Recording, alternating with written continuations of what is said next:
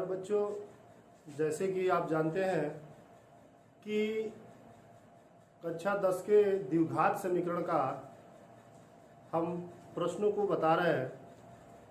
पहले हम प्रश्न बताए थे प्रश्नावली 4.1। आज हम प्रश्नावली 4.2 के चौथे प्रश्न को हल करेंगे और इसी प्रकार आप जो भी वार्षिक प्रश्न दिए होंगे उसको हल करेंगे। जैसे कि आपको मैं बता दूं कि द्विघात समीकरण के बारे में बताया गया था। द्विघात समीकरण ax² + bx + c = 0, इसी के बारे में बताया गया था। और ये जो है ये इसी में का एक इबारती प्रश्न है, इसको हम हल करेंगे और इसके मूलों को ज्ञात करेंगे कैसे क्या होगा। ये प्रश्न को हम पढ़ते हैं। सबसे पहले हम प्रश्न को पढ़ेंगे, आप ध्यान से सुनेंगे कि प्रश्न क्या है। चौथा प्रश्न है, दो क्रमागत धन पूर्णांक ज्ञात कीजिए। दो क्रमागत धन पूर्णांक ज्ञात कीजिए जिनके वर्गों का योग 365। दो क्रमागत धन पूर्णांक ज्ञात करना है और उनके वर्गों का, जिनके वर्गों का योग 365 है। इससे पहले प्रश्न में हम एक प्रश्न को हल किए थे जिसमें ये पूछा गया था कि दो संख्याएं ज्ञात कीजिए जिनका योग ये है तथा गुणनफल ये है। उसी प्रकार ये भी प्रश्न पूछा है कि दो क्रमागत धन पूर्णांक ज्ञात कीजिए जिनके वर्गों का योग 365 है। ठीक है, चलिए हम हल करते हैं ऐसे प्रश्नों को। यहां हम हल लिखते हैं। ऐसे प्रश्नों में सबसे पहले हमको मानना पड़ता है। माना पहला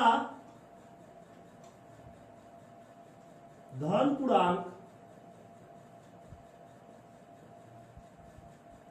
x, जब हम मान लिए कि पहला धन पूर्णांक x है तो दूसरा धन पूर्णांक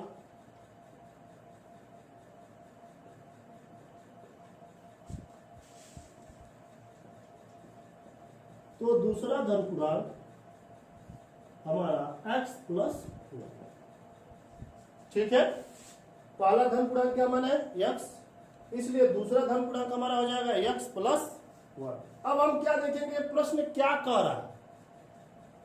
प्रश्न क्या कह रहा है यहां देखेंगे। हम कह रहा है कि दो क्रमागत धन पूर्णांक हमने मान लिया x और दूसरा x + 1 जिनके वर्गों का योग, जिनके वर्गों का योग अर्थात x² + x + 1 का होल स्क्वायर बराबर 365। यहां देखेंगे जिनके वर्गों का, मतलब पहले पूर्णांक के वर्ग प्लस दूसरे पूर्णांक के वर्गों का योग कितना हो जा रहा है 365। ठीक है, अब यहां हम इसको हल करेंगे जैसे द्विघात समीकरण को हल करते थे, जैसे मूल ज्ञात करते थे उसी प्रकार हम द्विघात समीकरण के मूल ज्ञात करते थे और x के मान प्राप्त करते थे, उसी प्रकार हम इसको हल करेंगे। यहां हम देख रहे हैं हल कर रहे हैं तो x² प्लस इसको हम तोड़ेंगे a + b के होल स्क्वायर के रूप में। यहां हो जाता है a² + b² + 2ab, या हम इसको ऐसे भी लिख सकते हैं a² + 2ab + b²। ठीक है, उसी प्रकार हम इसको तोड़ेंगे तो x² प्लस यहां का हो जाएगा 2ab + b²। एक का स्क्वायर करेंगे तो एक ही आएगा = 365। आगे बढ़ते हैं हम। यहां हम देखते हैं x² अर्थात 2x² + 2x, इसको जब हम इधर लाएंगे +1 - 365 = 0। इसके बाद हम इसको हल करते हैं 2x² + 2x, यहां से हम हल करेंगे 364 = 0। 365 में से एक जाएगा 364 हो जाएगा, माइनस का चिन्ह हम लगा देंगे क्योंकि 365 अंक हमारा बड़ा है। अब यहाँ हम देख रहे हैं समीकरण को और छोटा करने के लिए हम यहाँ एक रूल लगाएंगे, दोनों पक्षों में हम 2 से भाग देंगे। ठीक है, जब हम यहाँ दोनों पक्षों में 2 से भाग दे लेंगे तो आपका समीकरण बन जाएगा x square plus x minus, यहाँ हम 2 से भाग देंगे 184। यहाँ देख लीजिए, 2 एकम 2, 2 8 16 और 182 इज इक्वल टू 0। अब यह वास्तविक समीकरण में बन गया। अब इसको हम हल करेंगे, बीच वाले भाग को तोड़ेंगे, तोड़ने के बाद हम 4 पद बनाएंगे, चारों पदों में से हम 2-2 पद को अलग करके कॉमन लेंगे। चलिए हम यहाँ बीच वाले पद को तोड़ते हैं। तो इस प्रकार तोड़ेंगे कि जोड़ने या घटाने पे x आ जाए और गुणा करने पे 182 के रूप में। अगर आपको समझ में नहीं आ रहा है कि इसका पद को कैसे तोड़ेंगे तो आप एक काम करिए, यहां से देख लीजिए, 7 से नहीं हो तो इसको काट दीजिए। ठीक है, यहां आप देखेंगे 7 दूना 14 और यहां आपका हो जाएगा 7 छके 42, फिर 2 से काटिए, फिर 13 और यहां 13 से काट दीजिए। अब यहां देखेंगे 7 दूना 14 और 13, अगर हम 14 में से 13 को घटाते हैं, अर्थात 14x में से 13x को घटाते हैं तो x मिल जाता है हमको, और 14 और 13 का आपस में जब हम मल्टीप्लाई करेंगे तो 182 हमको मिल जाता है। यहाँ समझ गया आप लोग? यहां से देखेंगे x square plus 14x minus 13x minus 182 बराबर 0। ठीक है, अब यहां हमको 4 पद मिल गए। इन चारों पदों में 2-2 पद को अलग रख करके उनमें से हमको कॉमन लेना है। चलिए हम यहां से 2-2 पद को अलग रखते हैं, इन दोनों को अलग करिए, इन दोनों को अलग करिए। यहां पे हम देख रहे हैं तो हमको x कॉमन मिल जाएगा, बचेगा x प्लस 14। यहां आप दोनों में से माइनस 13 कॉमन ले लेंगे तो बचेगा x प्लस 14 बराबर 0। यहां आप देख रहे हैं दोनों में, यहां देख लेंगे, यहां पे दोनों में x प्लस 14 कॉमन मिल जाएगा और x minus 13 is equal to 0। यहां से हमको यदि x प्लस 14 बराबर 0 लिखते हैं तो यहां से x बराबर माइनस 14, x बराबर माइनस 14, और यदि x माइनस 13 बराबर 0 लिखते हैं तो x बराबर 13 मिलता है। एक मान हमारा पॉजिटिव में मिला और दूसरा मान हमारा निगेटिव मिला, अर्थात एक मान हमारा प्लस में मिला, दूसरा मान माइनस में मिला। तो यहां ध्यान देंगे कि कहा है कि 2 धन पूर्णांक ज्ञात करना है, ऋण पूर्णांक तो ज्ञात नहीं करना है, हमको धन पूर्णांक ज्ञात करना है। तो जब हमको धन पूर्णांक ज्ञात करना है तो हम 13 को लेंगे, ये तो हमारा मान अग्राह्य हो जाएगा, निगेटिव में है तो उसको छोड़ देंगे। तो अगर x बराबर 13 लेते हैं तो पहला मान हमारा हो जाएगा, पहला पूर्णांक हो जाएगा, पहला पूर्णांक हमारा 13 हो जाएगा और दूसरा पूर्णांक हमारा हो जाएगा 13 प्लस कितना दिया है, x प्लस 1, अर्थात 13 प्लस 1 बराबर 14। यहां हम थोड़ा सा 1 मिनट ध्यान देंगे। इन प्रश्नों को पहला पूर्णांक हमारा 13 मिल गया, दूसरा पूर्णांक हमारा 14 मिल गया है, तो अभी मन में भ्रम होगा कि क्या हमारा जो क्वेश्चन है वो वाकई में 100% सत्य है या असत्य है। तो इसकी जांच के लिए आप चाहें तो इस तरीके से आप इसकी जांच भी कर सकते हैं। जांच करने के लिए आप चाहे तो ऐसे कर सकते हैं, जैसे ये कंडीशन कहा है कि पहला का वर्ग प्लस दूसरा का वर्ग आना कितना चाहिए, 365। तो जब इसको आप वर्ग निकालेंगे 169 प्लस 196 तो आपका आ जा रहा है 365, अर्थात जो मान हमको प्राप्त हुआ है पहला और दूसरा वो पूर्ण रूप से सत्य है। ठीक है, चलिए हम अगले प्रश्न की तरफ बढ़ते हैं। अब हम अगले प्रश्न की तरफ चलते हैं, 5वां प्रश्न की तरफ, अभ्यास 4.2 के 5वें प्रश्न की तरफ चलते हैं। प्रश्न दिया हुआ है एक समकोण त्रिभुज की ऊंचाई, ठीक है, एक समकोण त्रिभुज की ऊंचाई इसके आधार से 7 सेमी कम है। अर्थात एक त्रिभुज है, उसकी जो ऊंचाई है उसके आधार से 7 सेंटीमीटर कम है, ठीक है। यदि कण 13 सेमी हो तो अन्य दो भुजाएं ज्ञात कीजिए। कण 13 सेमी हो तो अन्य दो भुजाएं ज्ञात। सबसे पहले ऐसे प्रश्नों को हल करने के लिए हम क्या करते हैं कि ऐसे प्रश्नों को हल करने के लिए हम समकोण त्रिभुज बना लेते हैं। चलिए हम समकोण त्रिभुज बना रहे हैं। यहां आप देखेंगे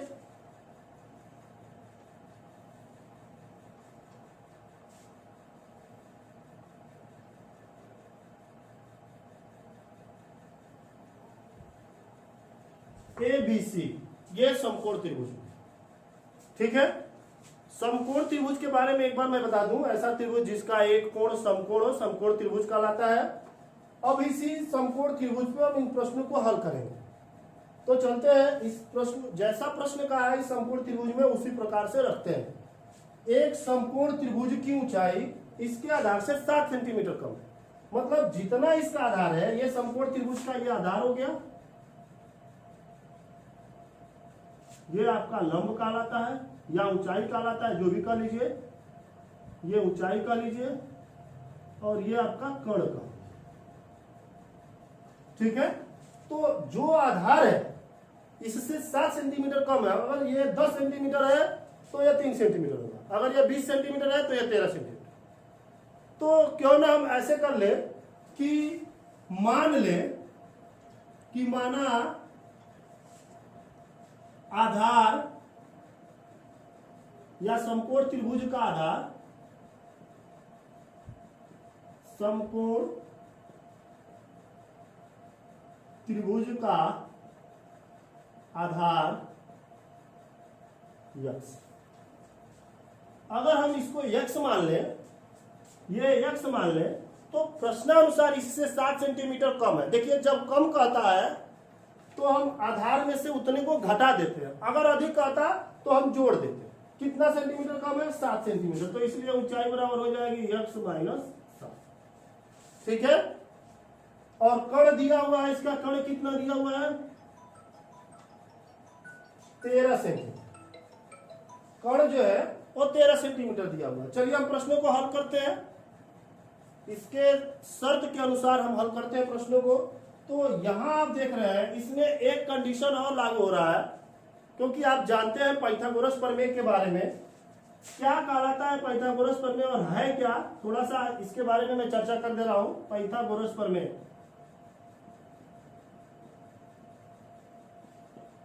ये कहता है कि किसी समकोण त्रिभुज में कण पर बना वर्ग शेष दो भुजाओं के बने वर्गों के योग के बराबर होता है। अर्थात यहां हम लिख सकते हैं कण स्क्वायर बराबर आधार स्क्वायर प्लस लंब स्क्वायर, या इसको आप ऊंचाई का स्क्वायर भी लिख सकते हैं। यह आपका पाइथागोरस प्रमेय है, यह आपको ध्यान रखना। इसमें इस कंडीशन में हो जाएगा AC स्क्वायर बराबर AB square plus BC square, ठीक है। चलिए अगला हम देखते हैं। अब इस प्रश्न को हल करते हैं इसी पाइथागोरस प्रमेय से। तो पाइथागोरस प्रमेय से जब आप हल करेंगे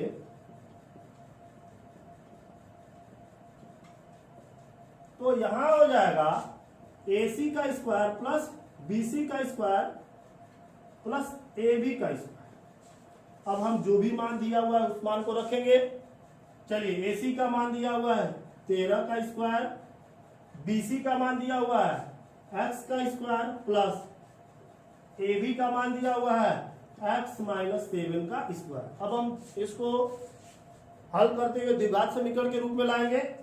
चलिए यहां हम देख रहे हैं 13 का जब हम वर्ग करेंगे तो 169 बराबर x स्क्वायर प्लस, इसको हम हल करेंगे तो आप देखेंगे अभी हमने बताया था a माइनस बी का whole square, a square minus 2ab plus b square, ये होता है यहां। तो ये रूल यहां लगाएंगे। चलिए x स्क्वायर प्लस 49 अर्थात a square plus b square minus 2ab, तो यहां से आप रख सकते हैं 2ab। ठीक है, चलिए आगे बढ़ते हैं।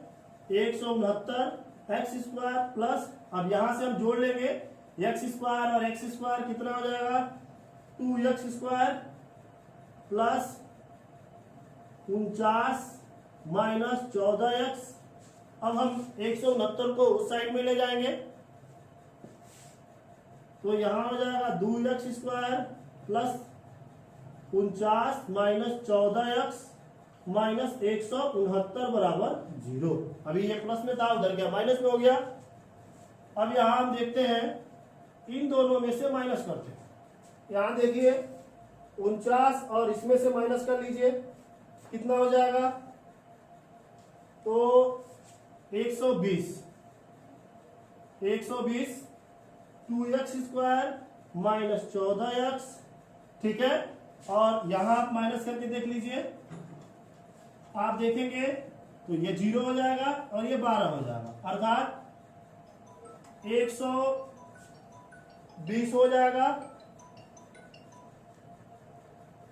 ठीक है, यहां हम लिखेंगे 120, क्योंकि ये बड़ा अंक है, तो बड़े वाले अंक के जो चिन्ह रहता है वही लिखते हैं, बराबर 0। समीकरण को और छोटा करने के लिए हम क्या करते हैं, इसमें 2 से भाग कर लेते हैं। तो हम भाग करेंगे, यहां देख रहे हैं ये हो जाएगा x square minus 7x sorry minus ये हो जाएगा आपका 60 इज इक्वल टू 0। अब ये द्विघात समीकरण के रूप में बन गया, इसको आप हल करेंगे। अभी हल करने का वो पुराना ही तरीका, जैसे हम समीकरण के बीच वाले भाग को तोड़ते हैं, जोड़ने या घटाने पे आ जाता है। चलिए अब यहां से हम इसको तोड़ते हैं, तो आप देख रहे हैं अगर हम 60 को तोड़ेंगे, ठीक है, तो यहां आप देख रहे हैं ये, चलिए 60 का गुणनखंड कर लीजिए। ठीक है, 2 30 2 15 3 5 5 1। अब यहां से आप कर सकते हैं, अब इसमें तोड़िए, जोड़िए, घटाइए, 2 दूना 4 और 5 तिहाई 15, ऐसे नहीं बनेगा। 5 दूना 10 या 2 दूना 4 तिहाई 12 और 12 पचे 60। ठीक है, तो हम ऐसे बैठाएंगे। देखिए जब भी आप किसी संख्या का गुणनखंड करते हैं, तो जो आपका ये गुणनखंड मिलता है, इसको आपस में तोड़िए मड़ोड़िए आपस में बैठाने की कोशिश करिए। चलिए यहां लिखते हैं एक्स स्क्वायर। अभी हमने यहां क्या कहा है कि यहां पे 15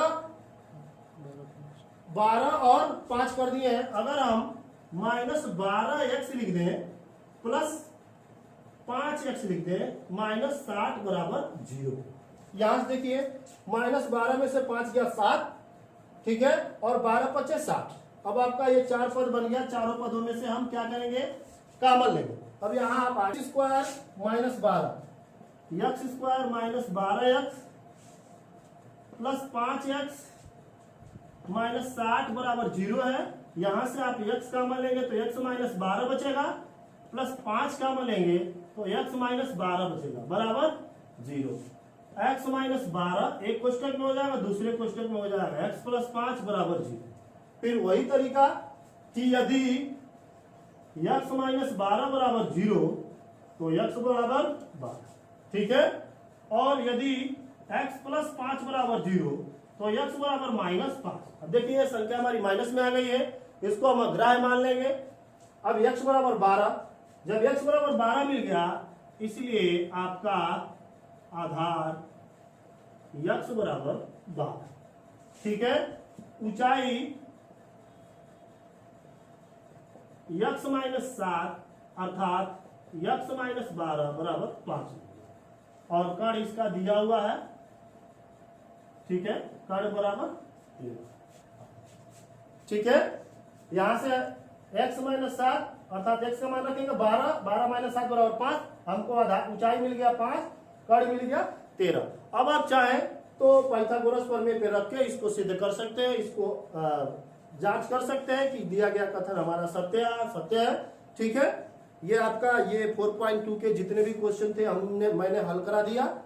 कल इसी क्रम में जो भी आपके प्रश्न बचे होंगे उस प्रश्नों को हल करिएगा, ऐसे ही हल करिएगा, समीकरण को बना के हल करिएगा। जो भी प्रश्न आपसे नहीं आएगा वो ग्रुप में शेयर करिए या कमेंट बॉक्स में कमेंट करिएगा। आगे मैं कल बताऊंगा द्विघात समीकरण के विविक्तर के बारे में बताऊंगा, और उसके बाद कल आपको बताऊंगा द्विघात समीकरण को पूर्ण वर्ग बना के हल करना। ठीक है, ऐसे ही आपकी क्लासेस रोज चलती रहेगी। Thank you.